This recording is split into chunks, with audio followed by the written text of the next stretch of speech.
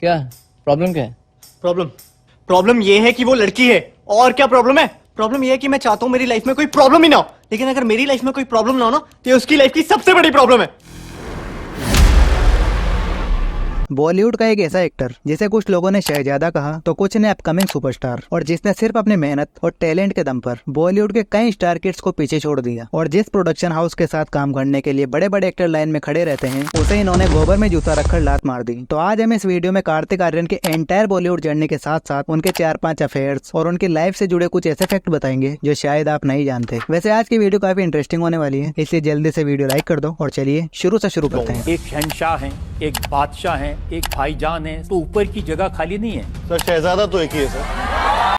तो कहानी की शुरुआत होती है 22 नवंबर 1990 से, जब मध्य प्रदेश में ग्वालियर के एक मिडिल क्लास फैमिली में कार्तिक आर्यन का जन्म हुआ। उनके पिता मनीष तिवारी और मां माला तिवारी दोनों डॉक्टर हैं, और उनकी बहन कृतिका तिवारी भी डॉक्टर हैं। मतलब इनका कोई फैमिली डॉक्टर नहीं है, क्योंकि इनकी फैमिली ही डॉक्टर है। कार्तिक ने अपनी स्कूली पढ़ाई सेंट पॉल स्कूल और ग्वालियर किड्स स्कूल ग्वालियर से की। कार्तिक आर्यन शाहरुख खान को अपने इंस्पिरेशन मानते हैं, क्योंकि वो भी एक आउटसाइडर थे, और इसीलिए कार्तिक आर्यन भी एक्टर बनना चाहते थे। लेकिन जब वो अपने ड्रीम के बारे में अपने दोस्तों को बताते थे तो उनका ये कहकर मजाक उड़ाया जाता था कि ये सब बच्चों का खेल नहीं है, और वो सही बोलते थे, क्योंकि कार्तिक आर्यन तब बच्चे ही थे। 11वीं कक्षा के बाद ही वो एक्टिंग करियर को लेकर सीरियस होने लगे थे। स्कूली पढ़ाई पूरी करने के बाद कार्तिक आर्यन मुंबई चले गए, और नवी मुंबई में स्थित डीवाई पाटिल कॉलेज से उन्होंने बायोटेक्नोलॉजी में बीटेक की डिग्री हासिल की। लेकिन मुंबई आने के बाद उनका पूरा फोकस एक्टिंग में करियर बनाने पर था। वो अक्सर कॉलेज बंक करके 2-2 घंटे तक ट्रेवल करके ऑडिशन देने जाते थे, लेकिन वो हर बार रिजेक्ट हो रहे थे, और उनका ये ऑडिशन और रिजेक्शन का दौर 3 सालों तक चलता रहा। पैसों की दिक्कत होने की वजह से कार्तिक आर्यन 12 लड़कों के साथ एक रूम में रहा करते थे, और इसी के साथ उन्होंने टेलीविजन एड्स के लिए भी ऑडिशन देना शुरू कर दिया। काफी सारे रिजेक्शन के बाद उन्हें अपना पहला एड साल 2010 में इंपीरियल ब्लू का मिला, लेकिन उनका फिल्मों में ऑडिशन देने का दौर अभी तक जारी था। एक बार तो ऑडिशन के दौरान किसी ने कार्तिक को यह भी कह दिया था कि अगर ये लड़का एक्टर बन गया तो मैं अपना नाम बदल लूंगा। पता नहीं उन्होंने बदलाया नहीं। कई बार ऐसे ही तानों के साथ कार्तिक की इंसल्ट भी की गई, क्योंकि बॉलीवुड में ना तो उनका कोई कनेक्शन था और ना ही यहाँ वो किसी को जानते थे। लेकिन इन सब के बावजूद कार्तिक आर्यन ने कभी हार नहीं मानी, बल्कि कार्तिक ने फेसबुक और गूगल पर भी ऑडिशन ढूंढना शुरू कर दिया। इधर कार्तिक इतना स्ट्रगल कर रहे थे, और दूसरी तरफ उनके पेरेंट्स सोचते थे कि उनका बेटा इंजीनियरिंग की पढ़ाई कर रहा है। करीब 3-4 साल तक अनलिमिटेड रिजेक्शन झेलने के बाद एक दिन लवरंजन ने कार्तिक आर्यन को फेसबुक पर देखा और उन्हें ऑडिशन के लिए बुला लिया। कार्तिक ने 6 महीने तक इस फिल्म के लिए अलग अलग ऑडिशन दिए, और फिर फाइनली कार्तिक को उनके पहली फिल्म मिल गई, और ये फिल्म थी प्यार का पंचनामा, जो साल 2011 में आई थी। इस वक्त Kartik Aaryan BTech final year में थे। कार्तिक ने फिल्म मिलने की बात सबसे पहले अपने पेरेंट्स को बताई, और ये खबर उनके लिए खुशी की भी थी और शॉकिंग भी, क्योंकि वो लोग डिग्री का इंतजार कर रहे थे। प्यार का पंचनामा कार्तिक आर्यन की डेब्यू फिल्म थी, और कार्तिक आर्यन जानते थे कि एक एक्टर का 50% फ्यूचर डेब्यू फिल्म की वजह से ही डिसाइड होता है। प्यार का पंचनामा वो फिल्म थी जिसमें कार्तिक को अपना टैलेंट प्रूव करना था। अगर आज प्यार का पंचनामा सीरीज को याद किया जाता है तो वो सिर्फ कार्तिक के मोनोलॉग डायलॉग की वजह से, क्योंकि दोनों ही पार्ट में कार्तिक ने सिंगल टेक में 5 मिनट से ज्यादा ड्यूरेशन के मोनोलॉग को डिलीवर किया था, और वो मोनोलॉग फेसबुक पर काफी ज्यादा वायरल हुआ था। पहली फिल्म हिट होने के बाद कार्तिक आर्यन की दूसरी फिल्म आकाशवाणी आई, जिसे भी लवरंजन ने ही डायरेक्ट किया था। प्यार का पंचनामा की तरह ही इस बार भी उनके साथ नुसरत भरूचा को ही कास्ट किया गया, पर इस बार उनकी ये फिल्म बॉक्स ऑफिस पर पिट गई। लेकिन एक बार फिर से कार्तिक आर्यन के काम की तारीफ हुई, जिससे उन्हें उनकी अगली फिल्म कांची मिली। ये एक मल्टी स्टारर मूवी थी, जिसमें कार्तिक के साथ ऋषि कपूर, मिथुन चक्रवर्ती और मिष्टी चक्रवर्ती को कास्ट किया गया था। इतनी अच्छी कास्ट होने के बाद भी ये मूवी बॉक्स ऑफिस पर पिट गई, और कार्तिक के करियर पर सवाल उठने लगे, क्योंकि एक तो उनकी 2 फिल्में लगातार पिट चुकी थी, और दूसरा सबसे बड़ा कारण ये था कि वो एक आउटसाइडर थे, और आपको तो बताइए बॉलीवुड वाले आउटसाइडर की कितनी रिस्पेक्ट करते हैं। 2015 में कार्तिक की अगली फिल्म प्यार का पंचनामा 2 रिलीज हुई, जिसमें इनके साथ सनी सिंह और ओमकार कपूर नजर आए। इस मूवी में कार्तिक ने सिंगल टेक में लगभग 7 मिनट लंबा मोनोलॉग बोलकर अपना ही रिकॉर्ड तोड़ दिया। इस मूवी को 22 करोड़ के बजट में बनाया गया था, जिसने लगभग 88 करोड़ का बिजनेस किया था। इसके बाद इसी साल कार्तिक ने एक शॉर्ट फिल्म सिल्वर्ट में काम किया। फिर साल 2017 में उनकी फिल्म गेस्ट इन लंदन आई, जिसमें उनके साथ कृति खरबंदा और परेश रावल नजर आए, लेकिन उनकी ये फिल्म भी नहीं चली, और उनकी फिल्म दोबारा पिट गई। अभी तक कार्तिक ने जितनी भी फिल्में की थी उनमें से सिर्फ 2 ही फिल्में हिट हो पाई, और अब तक वो सक्सेसफुल एक्टर नहीं बन पाए थे। लेकिन फिर 2018 में उनकी फिल्म सोनू के टीटू की स्वीटी रिलीज हुई, और ये एक ऐसी मूवी थी जिसने कार्तिक आर्यन के करियर की दशा और दिशा दोनों को बदल दिया। इस फिल्म को 25 करोड़ के बजट में बनाया गया था, जिसने 150 करोड़ से ज्यादा का कलेक्शन किया था, और इसी के साथ कार्तिक आर्यन को best actor in a comic role का अवार्ड मिला।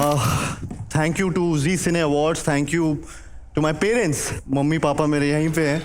इमोशनल मोमेंट है कि उनके सामने ही अवार्ड ले रहा हूँ, so I am really really happy. जहां अब तक कार्तिक को जो भी फिल्में ऑफर हो रही थी उसे वो आंख मूंद कर साइन कर रहे थे, लेकिन सोनू की टिट्टू की स्वीटी की सक्सेस के बाद उनके लिए फिल्मों की लाइन लग गई और अब वो फिल्मों को अपने हिसाब से साइन कर रहे थे। उन्होंने साल 2019 में लुक्का छुपी साइन की। 25 करोड़ की इस फिल्म ने 128 करोड़ का कलेक्शन किया था। अब धीरे धीरे प्रोड्यूसर्स कार्तिक आर्यन पर भरोसा करने लगे थे, क्योंकि वो अपने दम पर फिल्में हिट करा रहे थे। लुक्का छुपी के बाद उसी साल कार्तिक पति पत्नी और वो में नजर आए। ये फिल्म 1978 की पति पत्नी और वो की रीमेक थी। इसमें कार्तिक के साथ अनन्या पांडे और भूमि पेडनेकर को कास्ट किया गया था और इस फिल्म को 45 करोड़ के बजट में बनाया गया था, जिसने 117 करोड़ का कलेक्शन किया था। लगातार 3 सुपरहिट फिल्में देने के बाद कार्तिक का ग्राफ दोबारा नीचे गिरने लगा। साल 2019 से 20 के बीच कार्तिक आर्यन और सारा अली खान के बीच अफेयर की खबरें फैलने लगी और इम्तियाज अली इन खबरों का फायदा उठाना चाहते थे, इसलिए उन्होंने इन दोनों को लव आजकल में साइन कर लिया। लेकिन लव आजकल ज्यादा नहीं चली और उनकी फिल्म एक बार फिर से पिट गई। एक तो उनकी लव आजकल बुरी तरह से पिट गई और दूसरा बॉलीवुड के सबसे बड़े प्रोड्यूसर्स में से एक धर्मा प्रोडक्शंस के मालिक करण जौहर से उनकी लड़ाई हो गई। दरअसल कार्तिक को दोस्ताना 2 में कास्ट किया गया था, जिसके लिए उन्हें 3 से 4 करोड़ की फीस दी गई थी, लेकिन कार्तिक ने फिल्म की शूटिंग के दौरान करण जौहर से कह दिया कि मार्केट में उनकी फीस अभी 10 करोड़ के आसपास है, इसलिए उन्हें ज्यादा फीस मिलनी चाहिए। इसी बात से करण जौहर भड़क गए और उन्होंने चलती फिल्म से कार्तिक को उतार दिया। इस घटना के बाद हर तरफ कार्तिक आर्यन की बात होने लगी और काफी सारे लोग कार्तिक आर्यन के सपोर्ट में आ गए, क्योंकि इन्हीं सब कारणों की वजह से सुपरस्टार सुशांत सिंह राजपूत आज हमारे बीच नहीं है और वो भी इसी तरह एक आउटसाइडर थे। लोगों के सपोर्ट की वजह से कार्तिक ने हार नहीं मानी और साल 2021 में वो नेटफ्लिक्स की फिल्म धमाका में नजर आए, जिसकी शूटिंग उन्होंने सिर्फ 10 दिन में पूरी की थी और इसके लिए उन्होंने 20 करोड़ रुपए लिए थे, जिसकी वजह से वो उस समय हाईएस्ट पेड एक्टर बन चुके थे। इस फिल्म को नेटफ्लिक्स पर रिलीज किया गया था और ऑडियंस की तरफ से इसे खूब प्यार मिला था। और क्योंकि कार्तिक अभी तक सिर्फ कॉमेडी फिल्में ही कर रहे थे, लेकिन धमाका वो फिल्म थी जिसमें उनका कैरेक्टर बाकी फिल्मों से बिल्कुल अलग था। साल 2022 में कार्तिक की फिल्म भूल भुलैया 2 रिलीज हुई और जब हर एक्टर की फिल्म फ्लॉप हो रही थी, तब कार्तिक आर्यन की फिल्म ने 270 करोड़ का कलेक्शन करके सबको हैरान कर दिया था। भूल भुलैया 2 की सक्सेस के बाद फिल्म के प्रोड्यूसर भूषण कुमार इतने ज्यादा खुश थे कि उन्होंने कार्तिक को 4.7 करोड़ की मैकलेरन कार गिफ्ट में दे दी थी। वो अलग बात है कि अब उस कार को चूहे कतर रहे हैं। कार्तिक ने हाल ही में एक इंटरव्यू में बताया था कि भूषण कुमार ने उन्हें जो कार गिफ्ट की थी, रात में उनके घर के चूहे उस कार को डिनर की तरह इस्तेमाल करते हैं। चूहों ने उस कार के सीट के कवर फाड़ दिए, जिनका खर्चा लाखों में आने वाला है। लेकिन जो भी हो, इस मूवी के बाद कार्तिक काफी ज्यादा फेमस हो गए थे। इसके बाद कार्तिक आर्यन की एक psychological thriller movie Freddy release हुई, जो कि एक OTT मूवी थी। यह फिल्म भी लोगों को काफी ज्यादा पसंद आई और कुछ लोगों का कहना था कि कार्तिक ने भूल भुलैया 2 में काफी ज्यादा ओवर एक्टिंग की थी। उनका सारा भ्रम फ्रेडी मूवी ने तोड़ दिया, क्योंकि फ्रेडी मूवी में उनके परफॉर्मेंस के लिए हिंदुस्तान टाइम्स ने भी कार्तिक की तारीफ की थी। फिर साल 2023 में कार्तिक अल्लाह वेकंट पुरमलू की रीमेक शहजादा में नजर आए, जो कि एक कमर्शियल फ्लॉप फिल्म साबित हुई। और फिर उसी साल कार्तिक आर्यन सत्य प्रेम की कथा में नजर आए, जो कि सुपरहिट साबित हुई। और अब कार्तिक आर्यन एक ऐसे एक्टर बन चुके हैं जो एक आउटसाइडर होने के बावजूद स्टार किड्स पर भारी पड़ रहे हैं। उनके लिए फिल्मों की लाइनें लगी हुई हैं। और अगर उनकी अपकमिंग फिल्मों की बात करें तो 14 जून को उनकी चंदू चैंपियन रिलीज हो जाएगी और इसके बाद भूल भुलैया 3, आशिकी 3, कैप्टन इंडिया और एक करण जौहर की मूवी भी शामिल है। हाँ, इन दोनों के बीच पेचअप हो चुका है। और इसके अलावा वो सूर्या की फिल्म कंगुआ में भी नजर आएंगे, जो इनके करियर की दशा और दिशा एक बार फिर से बदल देगी।